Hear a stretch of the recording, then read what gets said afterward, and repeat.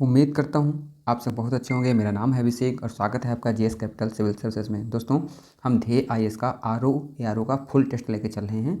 उसमें यह जो अगला है और यहाँ से हम 26 नंबर क्वेश्चन से शुरू करेंगे। ठीक है, तो आइए देखते हैं। ईसाई धर्म में धर्मांतरित हिंदुओं को पैतृक संपत्ति में उत्तराधिकार प्राप्त करने में सक्षम करने वाला अधिनियम कौन था। मतलब जो हिंदू ईसाई हो गए थे उनको अपने पिता की संपत्ति में जो अधिकार किस अधिनियम से मिलता था। तो ये एक्ट 21/1850 के अधिनियम से मिलता था। इसे रट लीजिए।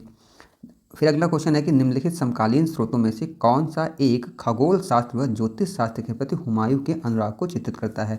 मतलब हुमायूं जो है खगोल शास्त्री और ज्योतिष शास्त्री में रुचि रखता था। तो ये कौन सी पुस्तक है। तो ये पुस्तक है कानून हुमायूनी। ठीक है, ये ठीक है, रट लो। पुस्तकें पूछी जाती हैं सीधे सीधे।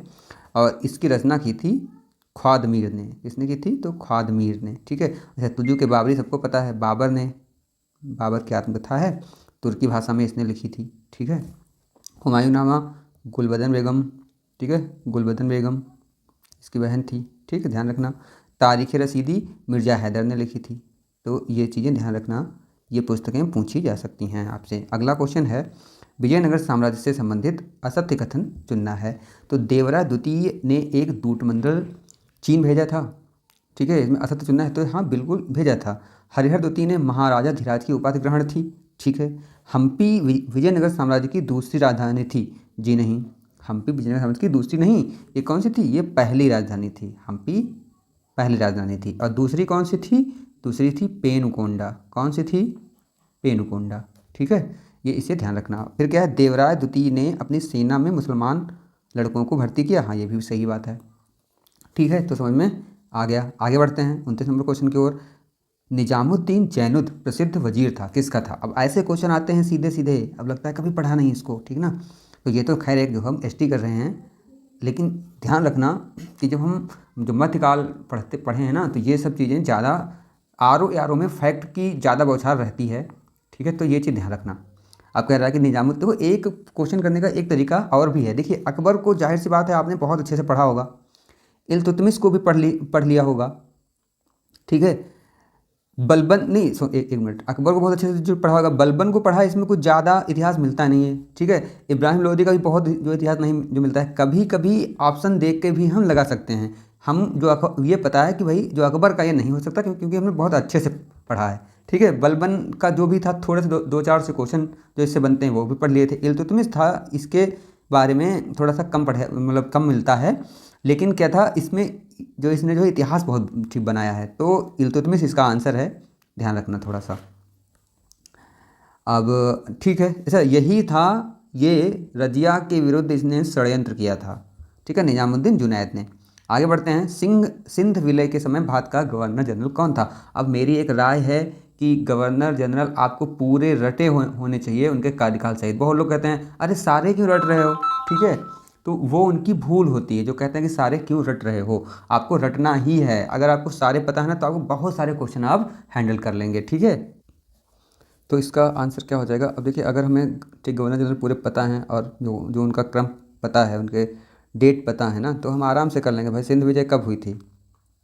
ठीक है, 1842 या 43 में। ठीक है, तो 1843 में कौन था। एलन बरो था। ठीक है, आकलैंड जो था 42 ईस्वी में आकलैंड के स्थान पे ये जो आया था। ठीक है, आकलैंड के बाद में ये आया था। ठीक है, तो ये ध्यान रखना, सबके कार्यकाल आपको पता होने चाहिए। आगे बढ़ते हैं। ऐतिहासिक स्रोतों के अनुसार महापद्म नंद के उत्तराधिकारियों की संख्या 8 थी। निम्नलिखित में से वे कौन से स्रोत हैं जहां इस तथ्य का उल्लेख है। ठीक है, तो ये पुराण और बौद्ध ग्रंथों में इसका उल्लेख मिलता है। ठीक, और ये पता है कि जो अंतिम शासक था इसका कौन था, वो धनानंद था।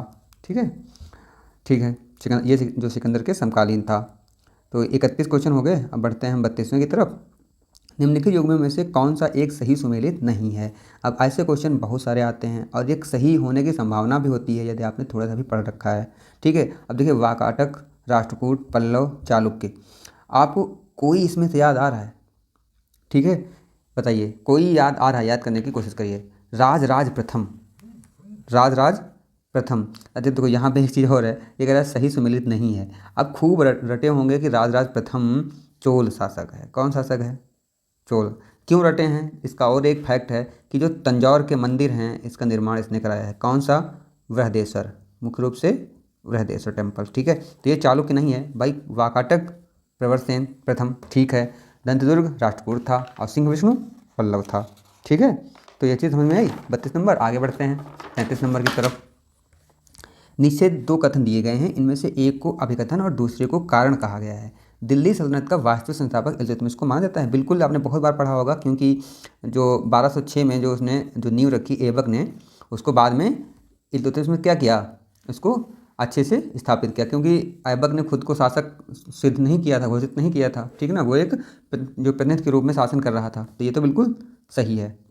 अच्छा, दूसरी बात है कि इल्तुतमिश ने एकता प्रणाली, सैन्य व्यवस्था और मुद्रा प्रणाली को सुव्यवस्थित किया। बिल्कुल सही बात है, तो दोनों सही हो जाते हैं। ठीक है, और पहला दूसरे की व्याख्या भी करता है।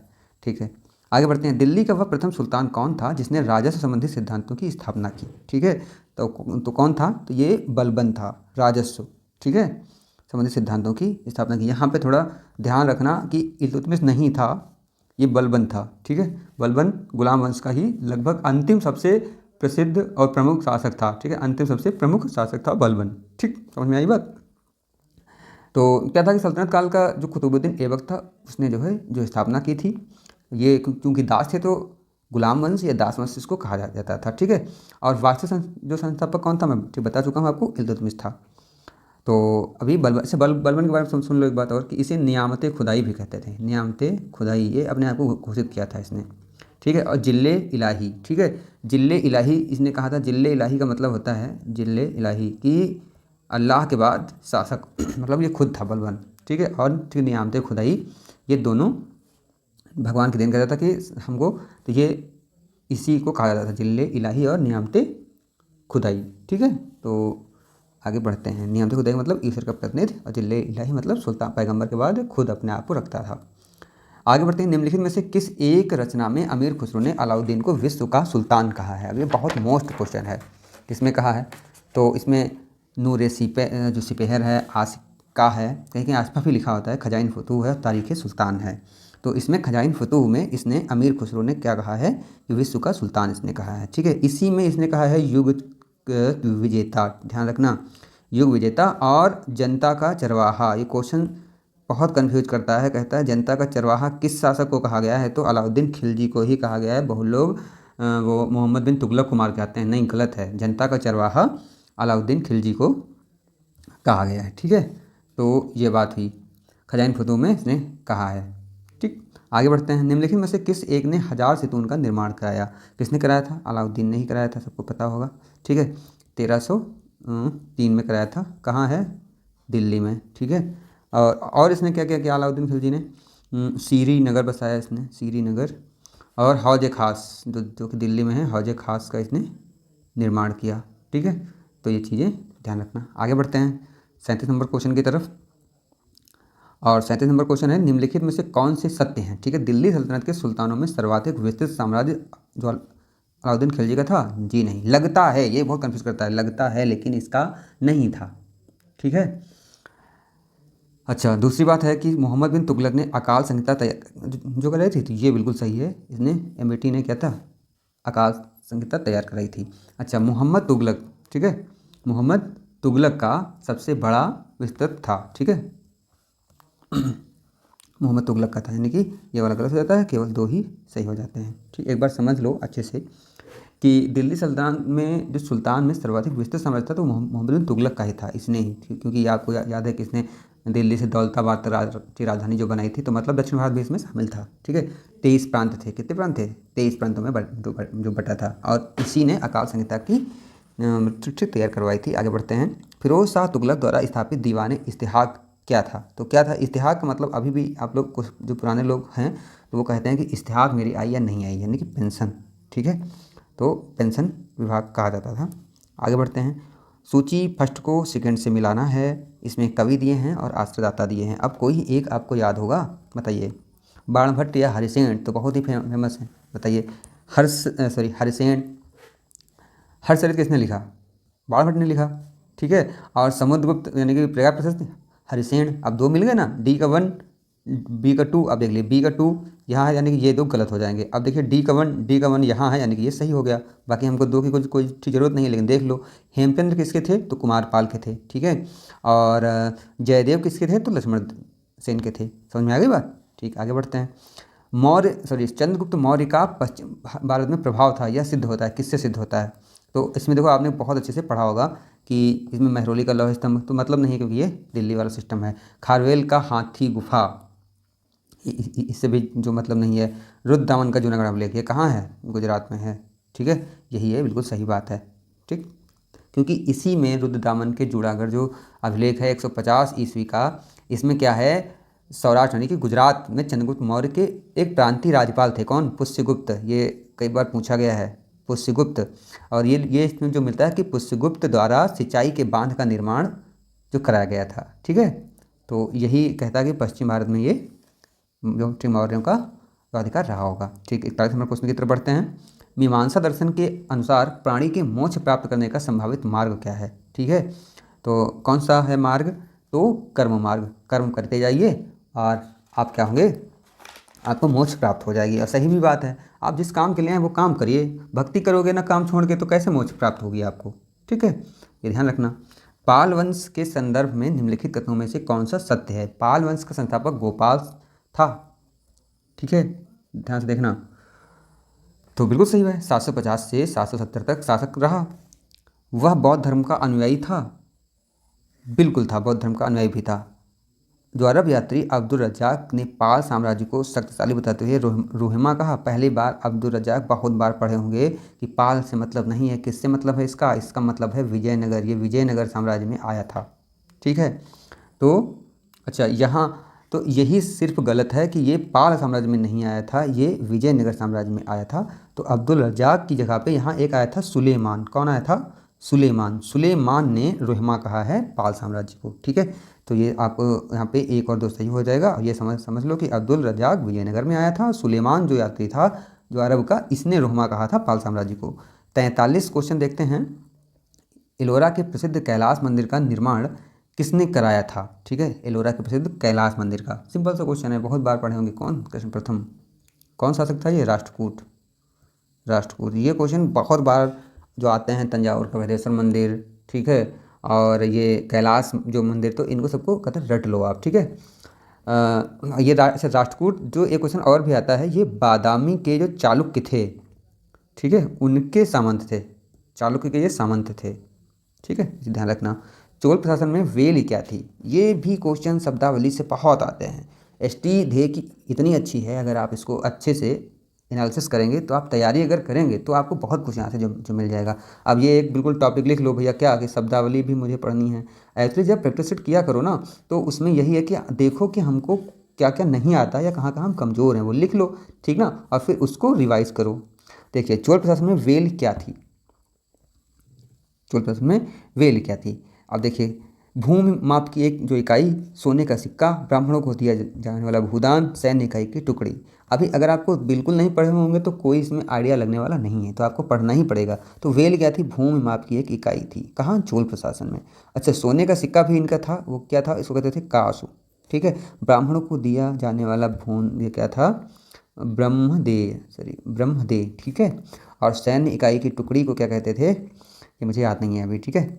45, निम्नलिखित में से कौन एक संविधान के मूल ढांचे का भाग नहीं है, ठीक है। कौन भाग नहीं है, पढ़िए। युक्तता का सिद्धांत, ठीक है। विधि का शासन, ये भी है। क्या समाजवादी राज्य है, नहीं, क्योंकि मूल संविधान में नहीं, ये जो 42वें संशोधन में जोड़ा गया, तो यही सही हो जाएगा, बाकी सब हैं। आगे बढ़ते हैं 46 नंबर क्वेश्चन की तरफ। किस अनुच्छेद के तहत राष्ट्रपति पॉकेट वीटो शक्ति का प्रयोग करता है। देखो क्या होता है कि जो व्यक्ति तैयारी कर रहा है, पॉलिटी उसको बिल्कुल रटी होनी चाहिए। पॉलिटी से सस्ता मतलब सरल कुछ भी नहीं होता है सिलेबस में, ठीक है। देखो क्या है, अब ये क्वेश्चन अगर आपको ये डायरेक्ट इसका जो अनुच्छेद नहीं मालूम है, फिर भी क्वेश्चन हो जाएगा, क्योंकि आपको 86 पता होगा, 112 पता होगा, 93 पता होगा, कौन बचेगा, 111 में ये है, ठीक है। बाकी आपको पता होंगे तो याद रखना। अच्छा, अगर वीटो की बात आ जाए, तो वीटो 111 के तहत 3 तरीके के वीटो प्राप्त होते हैं। कौन कौन से, एक तो जेबी वेटो होता है, एक निलंबनकारी होता है, ठीक है, निलंबनकारी, और एक आत्यांतिक होता है, अत्यंतिक, ठीक है। मैं शब्द पे ध्यान देना, मैं लिख नहीं रहा हूँ। जेबी का मतलब है कि कुछ भी बताए ही ना और वो अपने पॉकेट में रख ले, ठीक है। मतलब जेब में रख ले, जेब का मतलब है कि अपने पास रख ले, हाँ या ना कुछ ना कहे। और ये क्या निलंबनकारी क्या है कि निलंबित कर दे, ठीक है। मतलब और ये क्या है कि उसको तुरंत पास कर दे, ठीक है। ये 3 तरीके का होता है इसके पास। 51 में देखते हैं निम्नलिखित, कहाँ पे थे हम, 46 में थे, तो 47 की तरफ चलते हैं। निम्नलिखित कथनों पर विचार करें। मूल संविधान में शिक्षा का जो अधिकार मूल अधिकार के अंतर्गत नहीं था। पढ़िए ध्यान से। 86वें संविधान संशोधन से पहले सर्वोच्च न्यायालय के एक मामले में शिक्षा के अधिकार को अनुच्छेद 21 के अंतर्गत मूल अधिकार घोषित किया गया। तो बिल्कुल सही बात है दोनों, ठीक है। तो कौन सही हो जाएगा, सी वाला सही हो जाएगा, ठीक है। नीचे दिए गए कथन, अब वही है ए आर। अब देखिए, भारतीय संविधान निर्माताओं का लक्ष्य भारत में एक कल्याणकारी राज्य की स्थापना करना था।